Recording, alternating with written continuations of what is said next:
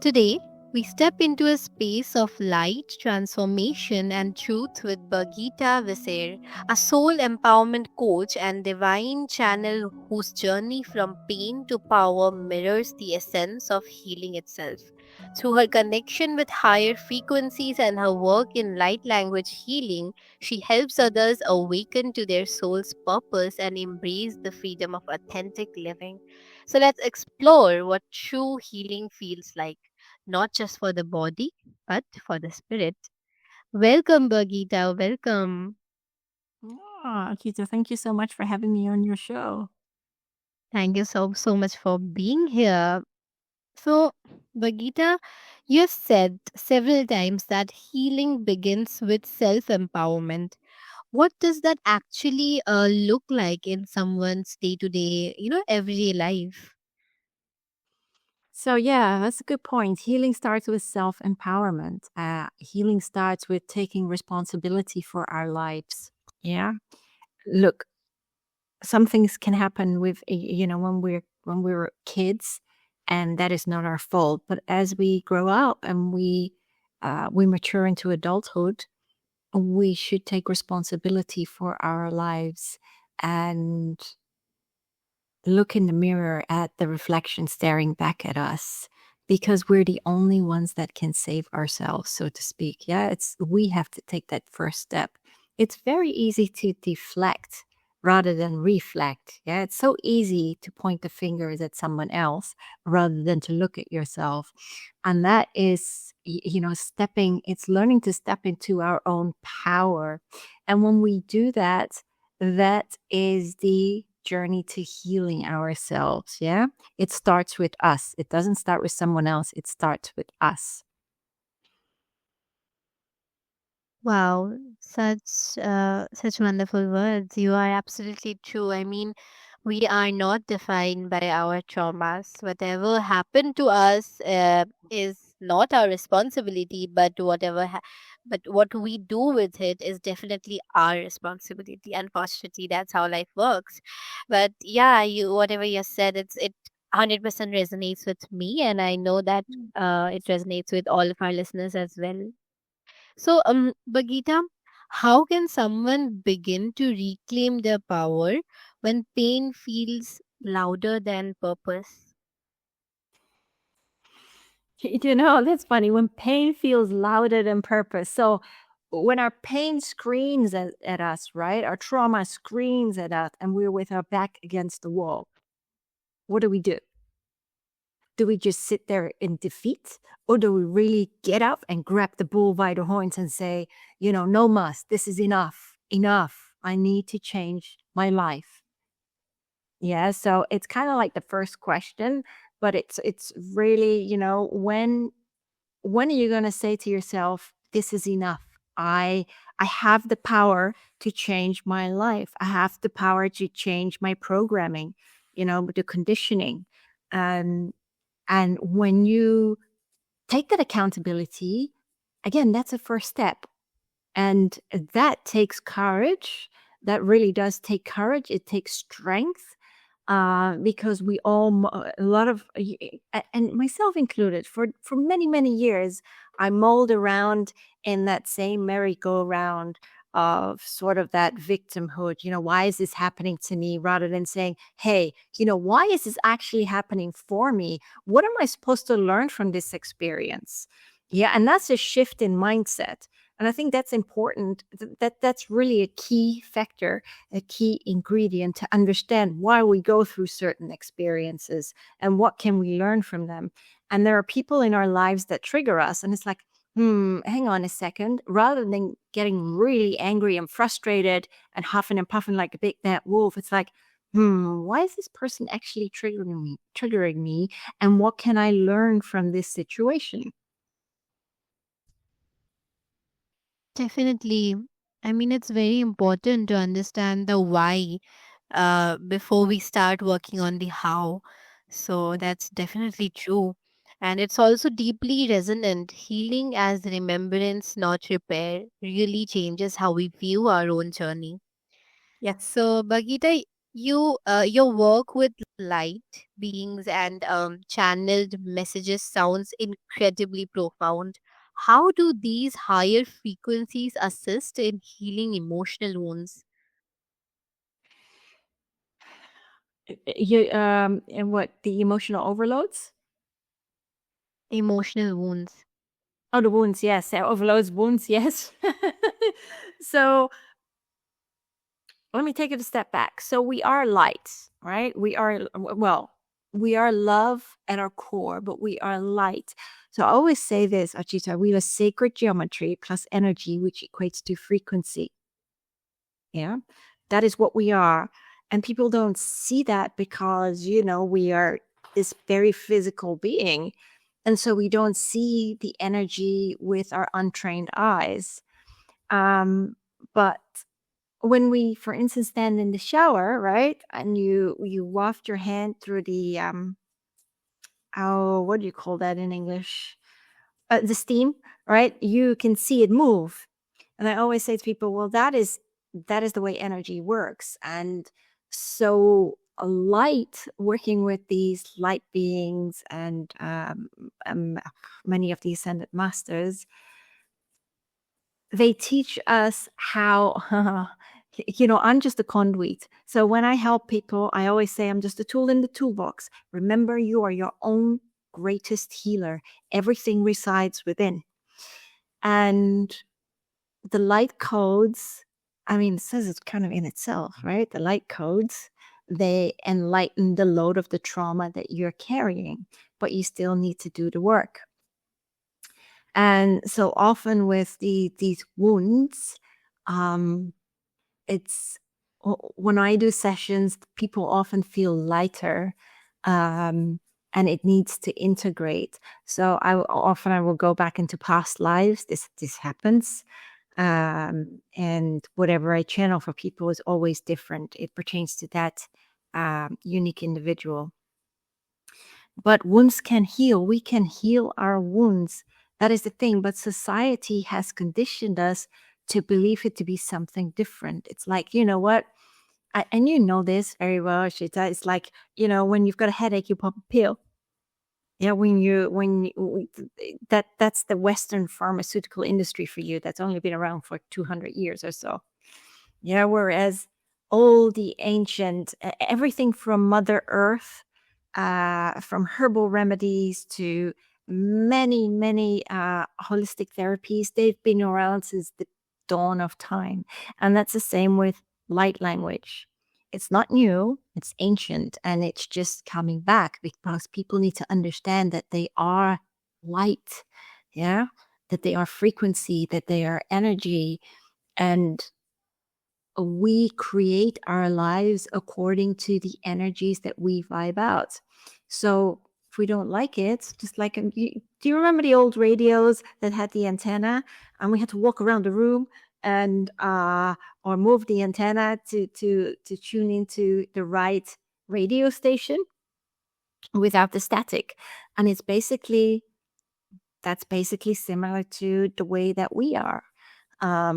So yes, any kind of healing modality is a piece to the puzzle to healing yourself. Now, whether that's light language or any other healing modality, that doesn't matter as long as it aligns with your spirit. But anything can be overcome to become a more wholesome version of yourself. Absolutely. I mean, light is always required to, um, tackle the dark. So definitely. Absolutely. Um, yeah. Birgitta, can you describe a moment when a message from these realms brought clarity or comfort to someone you know in pain? When someone was in pain, Yes. yeah. So, God, I have so many examples. I have people that have overcome their fears. One needed to have an operation and she was afraid of going into the hospital. So I did a 5-minute light language transmission. She went into hospital the next day, didn't even think about it, and went into surgery. I've had someone who could hardly walk, and she had a hysterectomy done, but after that, she could hardly walk. So that took me a couple of months, but there is, like I say, it's always quid pro quo, right? You, just because I'm the tool in the toolbox, you still need to do the work. So this one took a little bit longer because there was a lot stuck. And but she was able to walk her dog, um, first just to the end of the street, then around the block, and after that, she was able to do a lot more. So that was very powerful. Another one had issues with the cartilage in her knee, and that really helped her, and she was able to walk better. Then there were others suffering from, stress, the usual. I had somebody who had a headache, and she's like, "What happened to my headache?" And another said, "I was really stressed out, and now I'm really calm." And I just say, "Well, it's you. You know what? You're the healer. You're the one wanting to take steps to feel better about yourself." Amazing. I mean, in a way, you are not only helping them heal their souls, you're also helping them heal physically, Mhm. which is incredible. What you're doing, hats off to you for that, because working on someone else's trauma is not easy. No, it's So not. yeah, it's not. So that's beautiful. It reminds us that sometimes healing speaks in whispers, only the heart can hear. Yes, So I love Birgitta, that. yeah, Birgitta, having lived through trauma yourself, what was the turning point that helped you shift from surviving to truly thriving? Oh my gosh. Well, that didn't go over one night ice. I'll tell you that. It was often one step forward, two steps back. um, so, I call that a bit of a donkey syndrome because I've been through so much, but I always, I always want to see the good in people. And I was very, very naive. And I think in 2009 was one turning point with my ex where I walked the holistic route. But then I met somebody else, and that went south. And again, I had to learn, and they were all different types of abusive relationships, from drug addiction to alcohol addiction to depression. And it was like I had to carry the load, and it was, oh my gosh, I mean, I walked to the ends of the earth for them, and I worked my socks off just to help them out. But what was I doing to myself? Was I helping myself? No, no, I wasn't. I was putting myself in the boxing ring because I just felt I wanted to be their super caped hero, and that's not right, because in a way I was enabling them. But we don't understand that when we go through the motions of these experiences. And the last one, 1.5 years ago, he was a narcissist. I mean, he destroyed my home. He depleted me. He was only here for 3 weeks in Spain because he flew over from the States. And I've known him for 20 years, but he hadn't changed. And he suffered from mental health issues, which isn't, that's no joke. But I had done so much healing, in all the years that I hadn't seen him. And I had to put on my big girl pants, and I had to kick him out of my house because he was really abusive to me.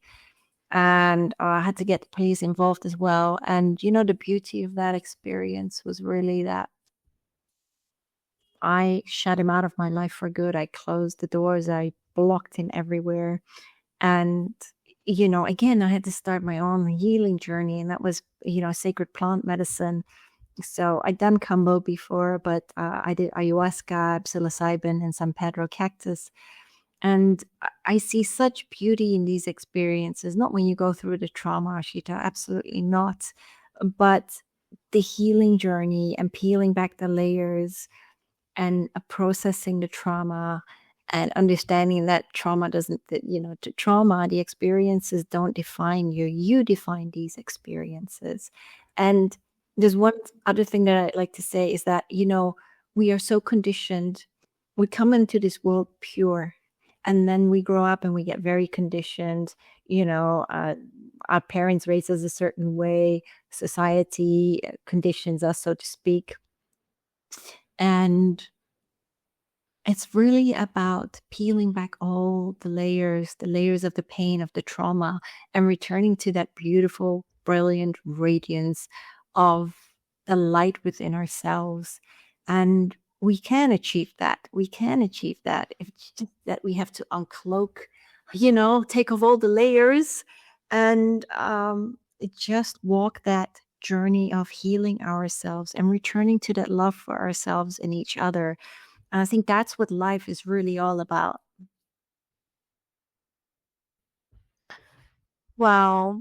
I mean, knowing when to let go and then actually working on it, it requires a lot of strength. I mean, it's Yes. easier said than done. It's Yes. easier said than Absolutely. done. Yeah. So you have that strength, which is incredible. It is really something that we should all learn from. So, Birgitta, do you believe that every soul chooses its challenges as a part of a higher design and that everything, it is already mapped out? Yes. Yes. Yes. So before we incarnate, we're like, yes, let's see. Yeah, yeah, I can try this. Yeah, give me this experience. Give me that challenge. And then we're born, right? And it's like, boom, we forget because we're in this human body. And then we grow up and we're like, but I didn't ask for this. I didn't ask for this experience. I didn't ask for this person. I didn't ask for this abuse. But in a way, we have, because this it's it's not to bludgeon us. It's really to help upgrade us, but it's really to help us overcome these experiences and become more aware, not just of ourselves and how we see life, but how we walk through life. So, if I take myself as an example, prime example, all the trauma that I've been through since a child, if I hadn't gone through all of that to all the years after that and everything that happened to me, I wouldn't be who I am today. Yeah. And so I am very, very thankful. And the beauty about it is every time you overcome something, it's like you become a little lighter, right? You become a little wiser. Not only that, but you start to look at life differently and you change. Yeah, it's a huge transformation. Every time you go through something, you transform, and there is so much beauty in that.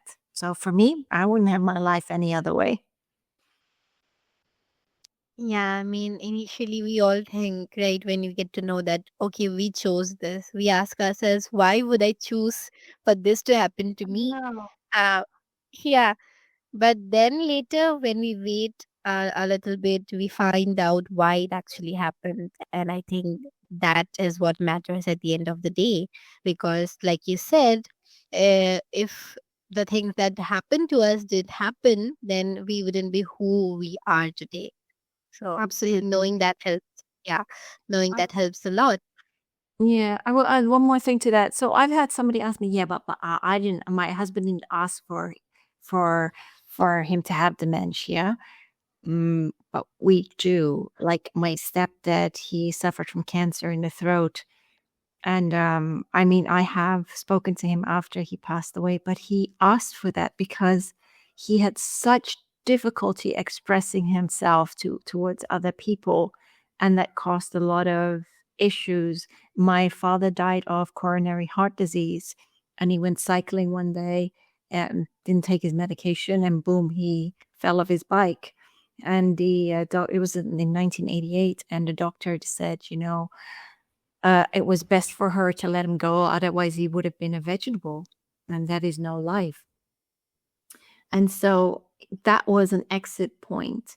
And I think when we go through life, we have I always talk about exit points. So we may go through something and decide, you know what, this is the time for us to go, that our soul has agreed, to say, you know what, my life is now over. I'm going on to the next realm. Um, so yeah, my dad chose his exit point at the age of 44. And had he taken his medication, he could have lived. He might have lived another 20 years or so. But that was his choice. And yeah, and so when we suffer from, I call it dis-ease, we say disease, but I call it dis-ease. It's because our soul is not aligned within our body. And that could be, as we discussed earlier, through any emotional upheaval, and we're just not sitting peachy within ourselves. And you know what? I mean, we always complain, or we judge others. And I always say, you know what? Let's just take a breath and just look at yourself and see the changes that you can make within yourself. If we look at somebody like Brendan Bayes, who discovered neurolinguistic programming, she cured herself from, I believe she had cancer or something with the ulcer. I cannot remember. I read it years and years and years ago. So that is another form of healing. But remember, what works for one person may not work for another. And don't get me wrong, I don't, Western medicine has come far. And I always say, Western medicine and ancient healing techniques, and any type of herbal medicine, you name it, from Mother Earth, they go hand in hand with one another. Yeah, and that perspective feels both humbling and freeing, that we have a choice in everything, Yes. and but we don't have a choice in what others choose. So Yeah, correct. I guess yeah, I guess we just have to accept it sometimes. So Birgitta, in your latest book, Child of the Sun, you explore enlightenment and humor in India, which is very interesting, by the way. So, what did that journey teach you about healing through joy? Oh, Sri Sri Ravi Shankar is all about cultivating joy. I met him. Oh my gosh, I could just lift him up because he's really tiny. I'm really tall. I'm 5'11". But I remember being in the Art of Living Center in Bangalore, and it was very profound for me, and it really taught me a lot about meditation. I still practice meditation every single day, but I love Joe Dispenza because he talks about the quantum field of consciousness and how we can manifest there as if we already have it. But getting back to India, yeah, it was really powerful. I mean, the culture, learning. I learned so much. Even doing service and being silent for like 2 days, observing silence. That's really powerful, because when you start to speak again, it's like it's just really, really profound. Um, but I learned a lot about. I mean, as a kid, I already learned a lot about the Indian deities from my dad as well. But I grew up in Singapore and Malaysia. Um, But for me, coming back from that after 3 weeks, uh, it was just another layer that that I peeled back, and I needed to go through that experience. And I can't say anything other than that. It really, really helped me. I hear people saying, "Oh, the art of living is a cult." No, it's not a cult. It's really about learning to breathe, because we don't really breathe properly, right? We breathe very shallow. And it's really about breathing all the way down, um, to the root chakra and beyond, as I was saying, and all the way back up, um, all the way back up. And I always say to people, if you shallow breathe, you live really, within the shallow puddles of yourself. When you breathe very deep, that's when you really connect to yourself. And because we walk on the surface of ourselves, because we're so I call it bound and gagged, by what goes on in society, what goes on inside outside of us, rather than that we focus on what's inside of us. And the breath is so important. It's like when you really breathe properly during meditation, you reach that 0 point. Yeah. And that is just phenomenal, phenomenal. And for me, meditation is a great way to start the day and a great way to end the day. Wow, that must have been a liberating experience for you, I'm sure. So that's great to know that, everything that we're speaking about today, I feel like you have a lot more to teach us all, including our listeners. And so, if any of our listeners want to connect with you and learn more about healing and light, how can they do that? Could you just share it with them? Yeah, sure. They can find me on my website, powersoulhealing.com, where it has the little icons to go to my YouTube channel, Facebook, and Instagram. Okay, great. So, I'll have all the details on my show listing. Thank you once again, Birgitta, for having such an enlightening conversation with me.